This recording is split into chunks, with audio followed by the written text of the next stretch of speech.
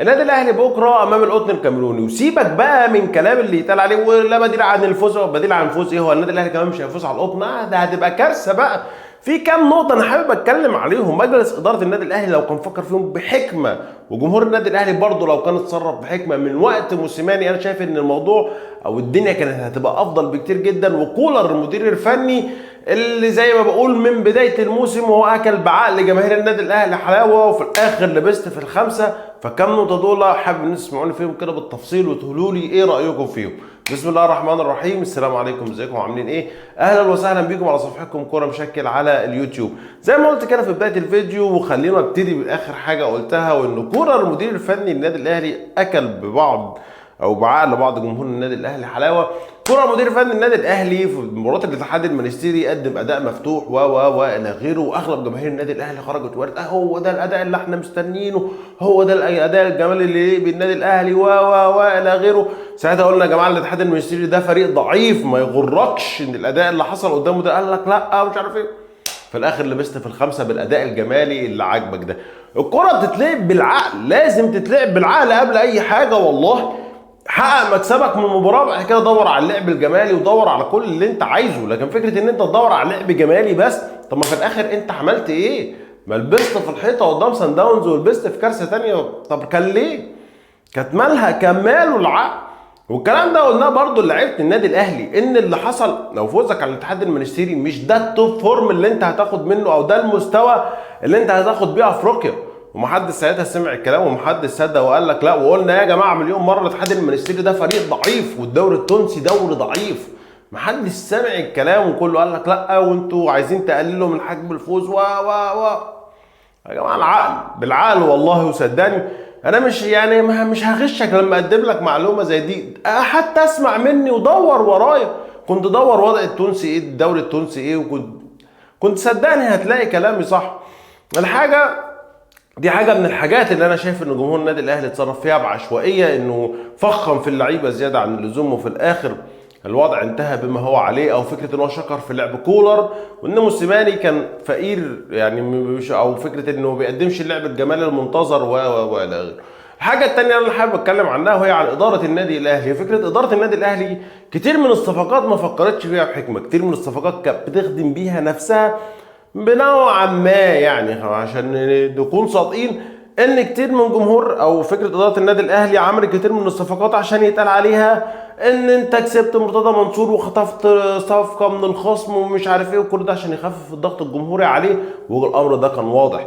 وبص الجمهور، يعني بص النادي الاهلي ونادي الزمالك، الصفقات دايما اللي بتصارعوا عليها تلاقيها ما بتخدمش حد. يعني بص على مصطفى شلبي، بص على حسام حسن، بص على شادي حسين، تلاقي اللعيبه دي كلها في الاخر ما بتخدمش. لان زي ما بقول صفقات بتيجي لان عشان يتقال عليها انا خطفت منك وانت خطفت مني وبتاع، لكن هل بتخدم الفريق في النهايه؟ ما بتخدمش الفريق في النهايه وملهاش اي لازمه. فكان على اداره النادي الاهلي انها تفكر بحكمه اكتر من كده.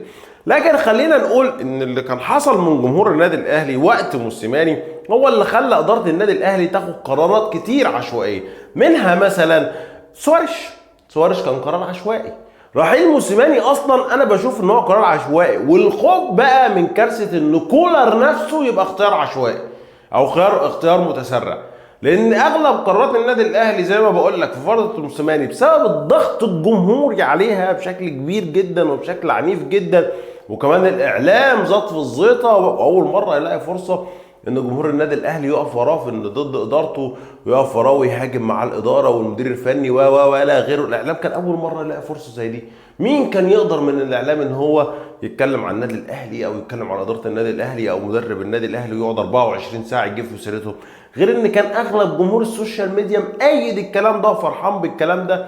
وتلاقيهم جايبين بقى سيف زاهر بيقول ايه، وشوف قال ايه زيي، وشوف عمل ايه زيي، وشفت كلامي طلع صح، وما فكرش في مصلحه النادي او ان ده في مصلحه النادي او لا. فالضغط زي ما بيقولوا الجمهوري والاعلامي اللي حصل على اداره النادي الاهلي وقتها لا شكل مشاكل كبيره جدا، وخلى اداره النادي الاهلي زي ما بقول تاخد اكتر من قرار عشوائي. وزي ما بقول الخوف ان كولر نفسه يطلع قرار متسرع وعشوائي زي سوارش. دي تبقى مشكله كبيره جدا، وهتبقى مشكله مستقبليا كبيره جدا. كتير من اللعيبه جت برضه بنفس القصه، ان هي فكره القرارات عشوائيه وقرارات سريعه وعايز يكسب بيها رضا الجمهور. هتفيد الفريق ولا لا؟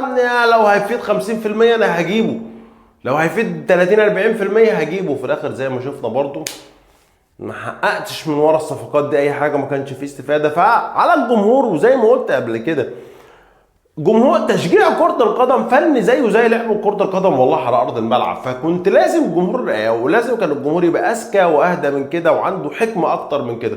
أنتقد ووجه، ما عنديش مشكلة، لكن فكرة الانتقاد بالشكل ده زي ما بقول خلى الإدارة تاخد أكتر من قرار عشوائي. الحاجة الأخيرة اللي حابب أتكلم عنها بالنسبة لكولر المدير الفني للنادي الأهلي، كولر انا بشوف انه شخص يعني بيبرر كتير جدا، وده غلط. الشخص اللي بيبرر كتير قوي ده ما تستناش منه حاجه. بمعنى كولر الاداره اللعيبه، اللعيبه الاداره، الاداره اللعيبه، اللعيبه الاداره. طب وبعدين انت فين؟ انت ما بتعملش اي حاجه غلط، انت ما بتغلطش خالص يعني، مثلا ما بتلومش نفسك على اي شيء.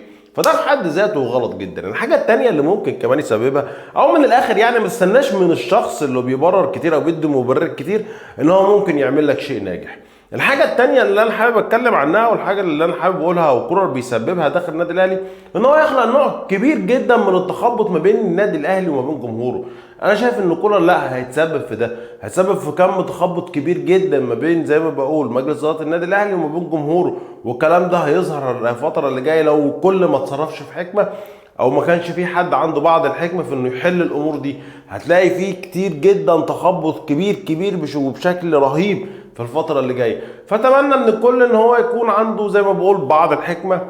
تريثوا شويه يا جماعه وعقلوا، الوضع بقى صعب ومحتاج زي ما بقول شويه حكمه في التصرف، خطوات تكون محسوبه ومعروف ان انت عايز توصل لايه. فنتمنى من الكل ان هو يعني يقدم ما هو افضل للنادي الاهلي. اتمنى يكون شرحي للمواضيع دي عجبكم، واتمنى ان انتم تشاركوني رايكم في التعليقات.